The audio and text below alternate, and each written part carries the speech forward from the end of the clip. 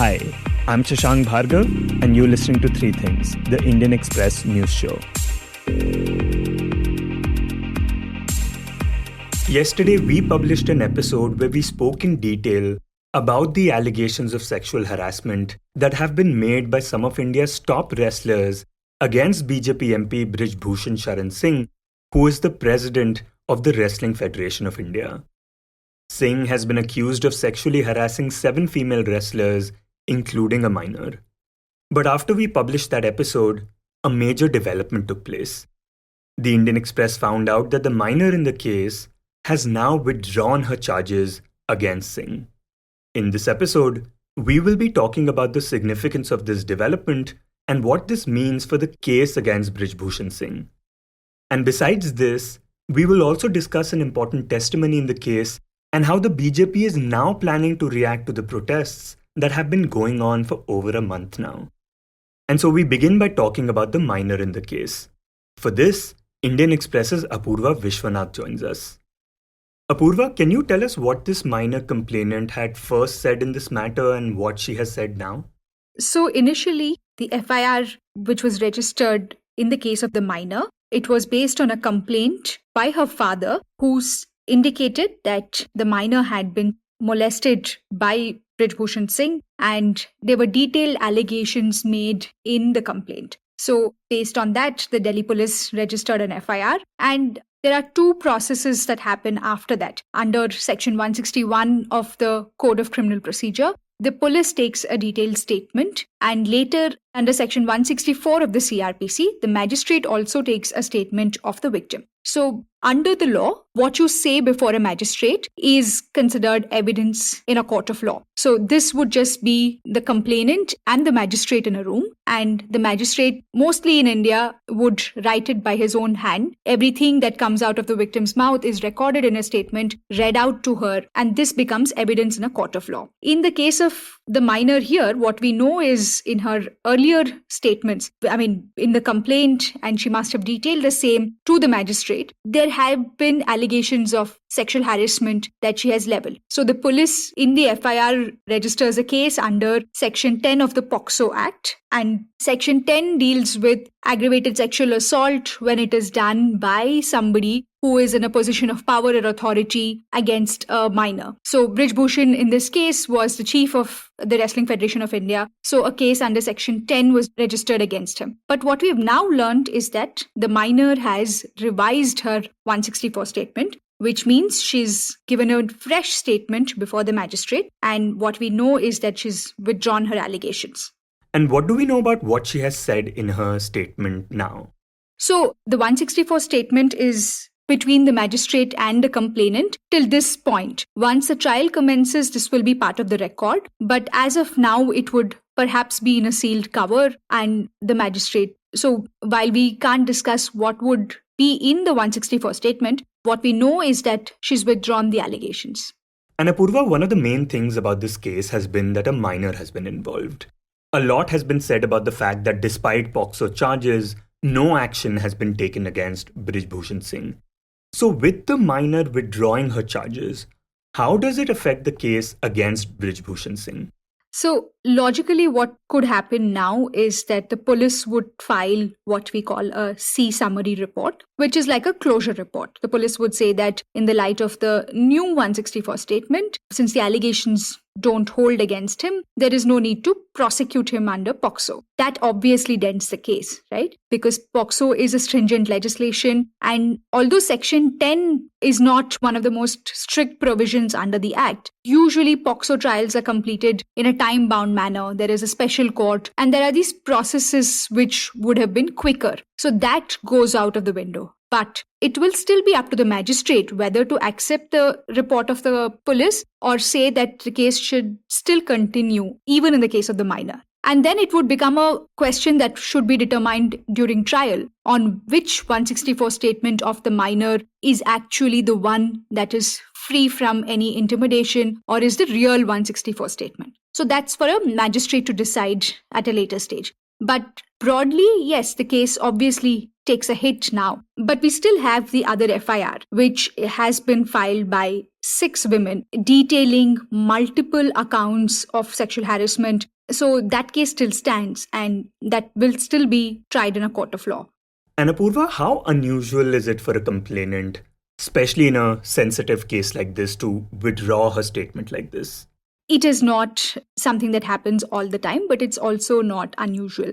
We don't have a very good or rigorous witness protection scheme in our country. Remember, we are talking about a minor, a girl who has to withstand a lot of pressure to make these allegations against someone so powerful. So there's a disproportionate power imbalance between the complainant and the accused here in this case. And this is one of the reasons why arrest becomes necessary in cases like these, so that the witnesses feel, or the complainants, anybody in this case, right, they feel safe to speak their truth. So what we also know about the minor is, she's already given 2 statements, one before a magistrate. And for her to now withdraw the allegations, it's obviously disconcerting.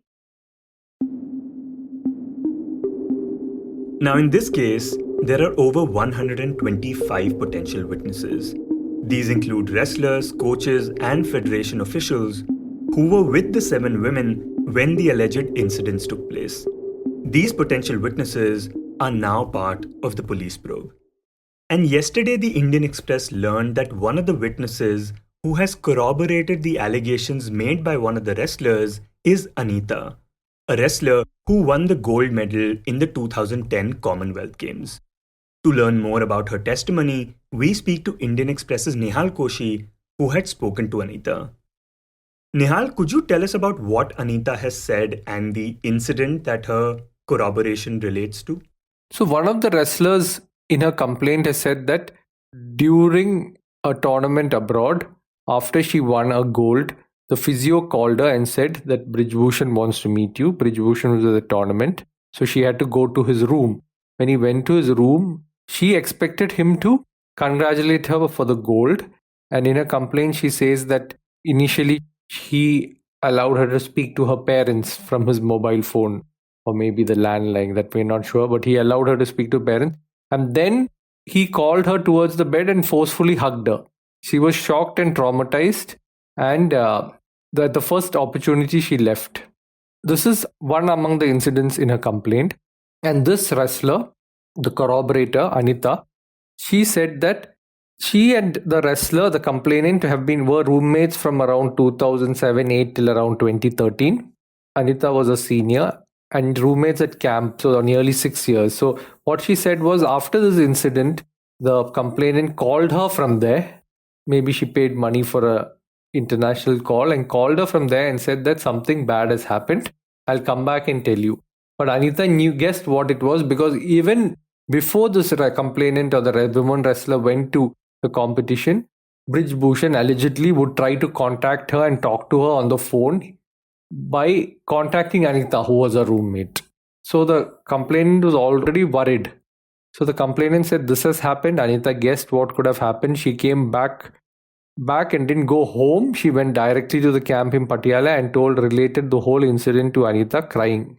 And Anita also confirms that Brij Bhushan, and later after the incident at the tournament where he hugged her, the physio used to call on her phone and try and talk to the complainant, and even offered supplements in exchange of what she is not saying, but offered supplements, wanted to talk to the wrestler again and again. And Nihal, we understand that Anita is among the over 125 potential witnesses in the case. So could you talk about how significant is this corroboration by her?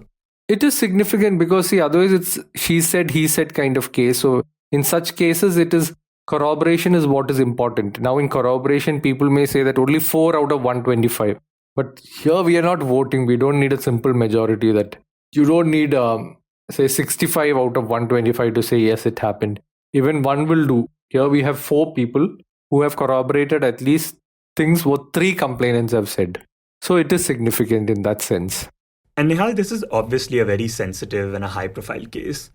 So in a case like this, what does it mean for someone like Anita to go to the authorities and corroborate what her fellow wrestler has gone through? What significance do you think it has? Yeah, Brij Bhushan is a 6-time MP and he's a BJP MP, the party in power. And he runs the WFI like it's his fiefdom. You can ask anyone about that. So he is a powerful person. He's well connected. He has contacts everywhere. So to come out and talk and corroborate itself is a huge thing, because like Anita said, at national camps, women wrestlers are even scared to complain about food. So how can they talk about alleged sexual harassment? So for her also it's huge. She's now sort of retired and she's carrying on with her life. So to come back and put herself in the spotlight again, it was very brave of her, no doubt. And speaking to her, I understood that her only purpose of speaking and corroborating is because she wanted justice for the complainants, and she herself has seen what has happened in the camps for nearly a decade or even more. So far, we have talked about the minor in the case withdrawing her allegation and Anita's testimony to the police. But now, we talk about the government's response in the case. Till now, despite the wrestlers vehemently protesting for over a month, the BJP has refused to take any significant action in the matter. In fact, even the recent meeting between Home Minister Amit Shah and the protesters only happened after the wrestlers said that they would immerse their medals in the river Ganga. But now, there seems to be a sense within the BJP that something should be done to resolve this issue. This is what Indian Express's Liz Mathew, who reports on the party for the paper, told us.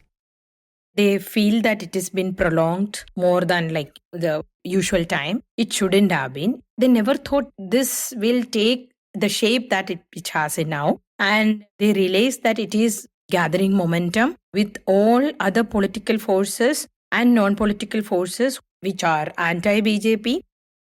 And she says that this specially includes the Jat community in Haryana.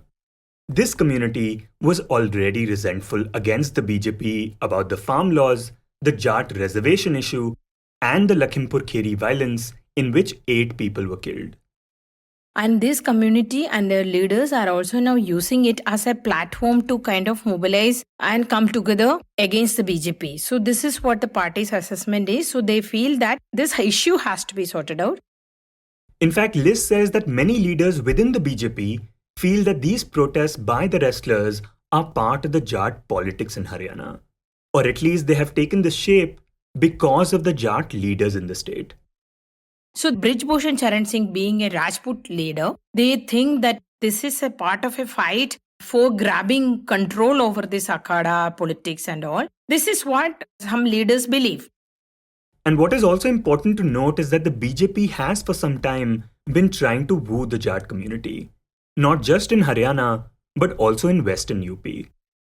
So BJP has always been very careful when it comes to the Jat politics and Jat issues and Jat wooing. But they went out of way to kind of keep the community with them. We have seen it ahead of 2019 election and last Uttar Pradesh election also. We have seen Home Minister Amit Shah, the senior BJP leader, he himself has ventured into that. So we have seen that after even farmer agitation also, the government had to withdraw the contentious farm laws after the Jats interfered or Jat entered into the fray. Before that, the government was not considering withdrawal of those contentious bill.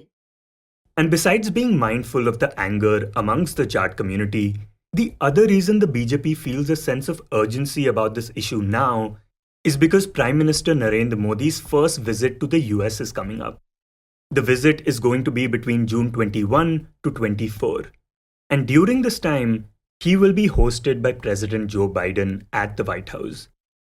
And internationally, this issue has drawn a lot of attention, from the media as well as the leaders. And, usually sports issues and sportsmen protest, these wrestlers being world champions and all, this would definitely attract a lot of attention from international community. So at a time when Prime Minister is going and accepting the hospitality of like the first state official dinner at the White House, the government doesn't want this kind of controversies to overshadow his visit. They want to avoid that.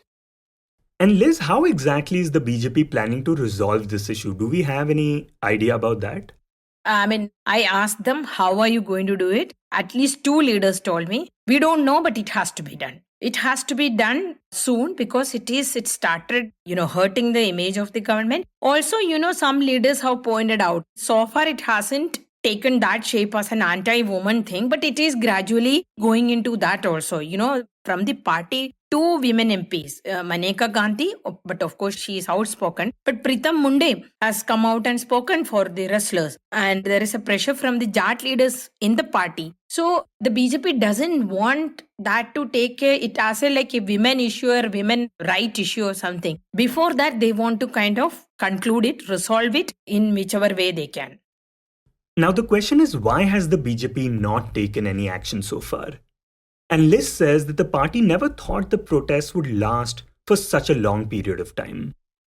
They thought the issue could be sorted in 1 or 2 discussions, or the wrestlers would withdraw. Or, they never anticipated even the cricketers' support for the wrestlers.